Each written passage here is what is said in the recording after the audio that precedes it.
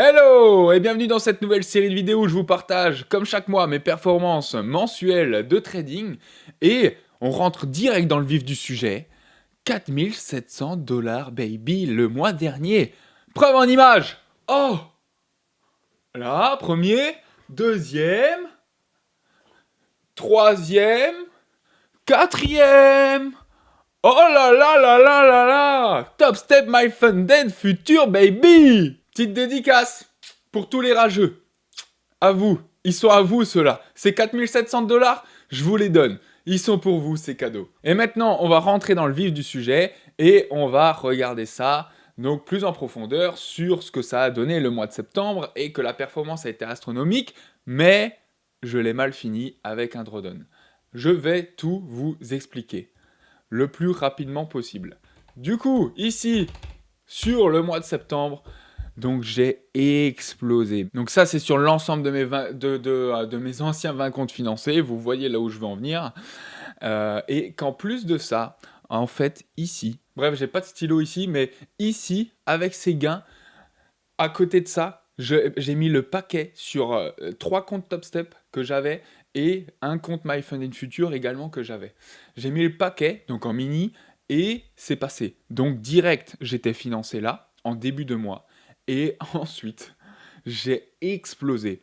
Et comme j'étais dans une bonne période, je me suis permis direct de trader un mini sur donc les nouveaux comptes financés, donc les Top Step et les My Fund in Future, direct, bam, j'ai encaissé. Donc ça c'est le PNL monétaire sur mes 20 comptes financés. Hein.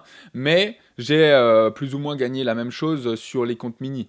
Enfin, sur les comptes financés Top Step et My Fund in Future. Mais le PNL est différent. Mais bref, la performance, c'est exactement les mêmes. J'ai pris les mêmes trades.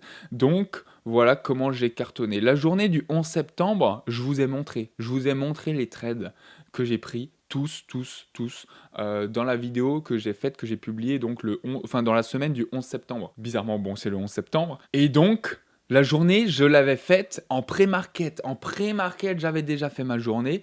Et après, j'ai augmenté ma taille, y compris sur mes comptes financés My Fund in Future et Top Step. Donc déjà de base, je tradais un mini. Et donc après, je me suis permis de trader 2-3 mini. Et sur mes comptes Apex, je me suis permis de trader 2-3 micros, voire parfois 4 dans cette journée. Et j'ai continué comme ça le reste du mois. Et sur les plus hauts, donc j'avais largement dépassé les 2500 $ requis de matelas pour pouvoir encaisser. Donc je me suis dit, sur les plus hauts là, à partir du 17 septembre, ce serait sage que je commence à faire un retrait. Parce que cette performance-là, je sais qu'elle n'est pas durable. Je le sais. Je vois que vous ne me voyez pas trop, mais on s'en fout. Je sais que c'est pas durable et je sais que quand je vais avoir le contre-pied, ça va faire mal. Donc, encaisse. L'expérience me dit d'encaisser. J'ai fait les demandes de retrait sur les plus hauts. C'est passé. Et tant mieux. Et heureusement que je l'ai fait. Parce qu'après, je me suis pris mais un drawdown, il n'y a rien qui passait. On finit quand même à une centaine de points de bénéfices d'encaisser le mois sur le Nasdaq. Hein, on le finit en positif. Mais voilà, le contre-pied, évidemment, il devait arriver. Et en plus de ça, il est arrivé en live là-dedans. Donc j'ai su le gérer, bien sûr. Mais il y a un drawdown quand même qui est arrivé. Et par contre, là où je n'ai pas été sage, c'est que je n'ai pas diminué ma taille. Pourquoi? Parce que je me suis dit, ah, si jamais que on se reprend, enfin, une bonne période à nouveau se reprend, ben, je peux à nouveau surfer sur cette vague, sur cette bonne vague, quoi. Et donc, j'ai continué à garder ma taille et j'acceptais le fait de perdre tous mes comptes et ça n'a pas loupé, j'ai cramé tous mes comptes. Donc, bon, j'ai pu encaisser, mais j'ai perdu tous mes comptes. Mes 20 comptes financés Apex, mes comptes Top Step et mon compte My Funded Future. Voilà, ça, c'est dit. Donc, depuis que je trade ma manière discrétionnaire Finevrest, voilà ce que ça donne depuis fin mai, en live, en point sur le Nasdaq. Je dis bien en point sur le Nasdaq. Pourquoi? Parce que je ne peux plus parler monétaire maintenant, puisque Avant, quand je faisais ce graphe monétairement parlant, je les faisais sur mes 20 comptes financés Apex. Maintenant que j'ai plus 20 comptes financés Apex, c'est plus pertinent de montrer en monétaire. Donc je devrais soit montrer en points, soit en risk-reward. Et après, j'y viens en risk-reward. Je vais vous montrer ma perf sur l'année. Donc voilà pour ce qui est jusqu'à septembre de ma performance sur le mois, de ma performance depuis ma nouvelle manière de trader sur le Nasdaq, uniquement sur le Nasdaq, et je trade uniquement le Nasdaq, en points.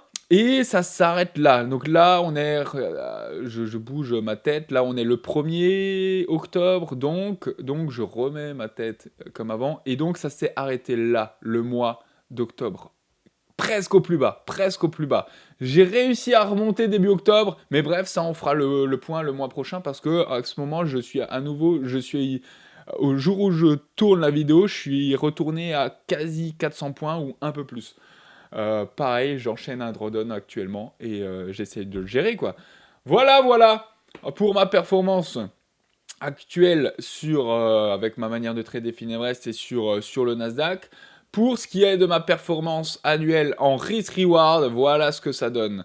Ici, comme d'hab, je l'explique toujours, je tradais mon système, donc mon Finevrest système, donc une manière pure systématique. J'ai enchaîné les années compliquées comme 2022, comme 2025. J'enchaîne des drawdowns. Je sais qu'à terme, je suis capable de les remonter, mais je savais que ça allait me prendre beaucoup trop de temps de remonter ça de manière systématique. Il fallait que le contexte rechange, etc. Chose que j'anticipais, justement, j'anticipais pas trop pour les mois à venir sur 2025. Et donc, il aurait fallu quasi plus d'1 an pour remonter cette pente. Donc voilà pourquoi ici, exactement ici, sur les plus bas, j'ai arrêté de trader en début mai, fin avril, début mai, j'ai arrêté de trader. Et même avant, je commençais à développer une nouvelle manière d'approche discrétionnaire. J'en parle dans toutes mes vidéos et dans mes lives. Et que j'ai mis au point et que j'ai commencé à trader fin mai. Et tout cet été, on l'a tradé en live. Donc là, vous voyez, ça c'était en monétaire, j'avais augmenté ma taille. Je me suis pris un gros drawdown. Mais pour autant, en points sur le Nasdaq, ça faisait pas un gros drawdown. Ça faisait ça. Ça faisait ça, là, ça. Voilà, ça faisait 7 pertes. Mais pour autant, monétairement parlant, comme j'avais augmenté ma taille, j'avais perdu encore plus. Puis j'ai réussi à remonter la pente, etc. Septembre, j'ai cartonné, j'ai le revers de la médaille. On a réussi à remonter début octobre. Et là, je me reprends un deuxième drawdown à nouveau, où je suis à nouveau à moins 5R actuellement. Bref, j'ai pas trop d'inquiétude parce que je sais que, en fait, c'est juste une lutte. Tu surfes sur les bonnes périodes, faut essayer de limiter la casse dans les mauvaises. Pas peut-être, certainement, j'ai pas su en ce moment limiter la casse c'est pas comme j'aurais dû, mais de manière, j'aurais si j'étais sage, j'aurais pu mieux limiter la casse, en tout cas dans ce drawdown. Mais bref, c'est ainsi. Avec des si, on referait le monde. Avec des j'aurais dû, on referait le monde aussi. Et on serait tous milliardaires. Donc voilà, faut savoir l'accepter. Je l'accepte, mais sans problème.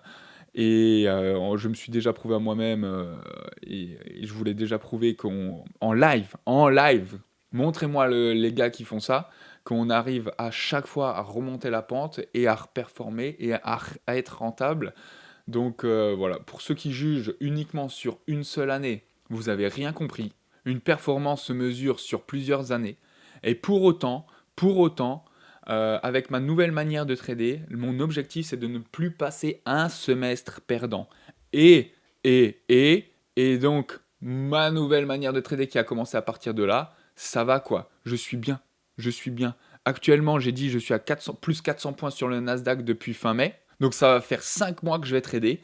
Et à ce que je sache, ok, actuellement je suis à 400 points, plus 400 points sur le Nasdaq. À ce que je sache, je suis dans le vert.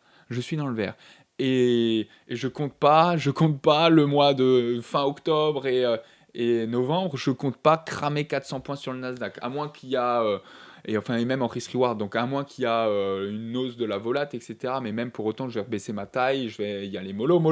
On va essayer de remonter la pente tranquillement, attendre une bonne période et ensuite remettre le paquet pour bam, remonter sur les précédents plus hauts. Voilà le plan, voilà ma performance, voilà le récap de ce mois de septembre. Si ça t'a plu, tu sais quoi faire, tu mets un like, tu t'abonnes sur cette vidéo pour suivre à nouveau le reste des performances jusqu'à la fin d'année et voir les lives de trading, parce qu'ici, on n'est pas des mauviettes, parce qu'ici, on fait tout en live. Et si tu veux comprendre comment j'ai fait mes payouts et un peu plus en profondeur ma méthode Finevrest, j'en ai fait une vidéo, c'est le premier lien dans la description. Et puis sur ce, je te souhaite un très bon trading. Je te dis à très bientôt dans la prochaine vidéo, voire à tout à l'heure dans un live trading. À très bientôt, sois safe. C'était Florent de Finevrest. Ciao, ciao, ciao! Yo, his name is Florian, he's the NASDAQ hustler. Every day he's grinding, making all them numbers cluster. He's a day trader, living life as a thrill seeker. Analyzing charts, he's the Wall Street sneaker. 9 to 5 ain't his game, it's the stock market flow. Tickers on his mind, watching those numbers grow. Buy low, sell high, that's the name of the game. Florian's in the zone, he ain't playing for fame. Florian's on